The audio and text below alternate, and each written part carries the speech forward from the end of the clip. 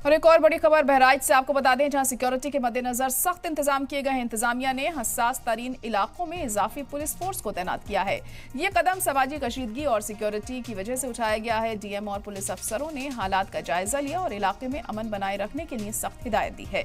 जगह जगह बैरिकेडिंग और चेकिंग मुहिम भी चलाई जा रही है। शहरियों से अमन बनाए रखने और ताउन की भी अपील की गई। इंतजामिया ने किसी भी अफवाह या काबिल एतराज सरगर्मियों में शामिल न होने की सलाह दी है। बहराइच में सिक्योरिटी के सख्त इंतजाम किए गए हैं। खासतौर से जो हसास इलाके हैं वहां पर पुलिस फोर्स को तैनात किया गया है। डीएम और पुलिस अफसरों ने हालात का जायजा लिया है। लोगों से अमन बनाए रखने की अपील उनकी तरफ से की गई और किसी भी अफवाह से भी बचने की अपील यहां पर की गई है। कशीदगी और सिक्योरिटी की वजह से सख्त इंतजाम किए गए हैं। इजाफी पुलिस फोर्स को भी यहां तैनात किया गया है। बैरिकेडिंग और चेकिंग मुहिम भी यहां पर लगातार चलाई जा रही है ताकि हालात एक बार फिर से यहां खराब ना हो जाएं। तो खास बंदोबस्त यहां पर किए जा रहे हैं सिक्योरिटी को लेकर।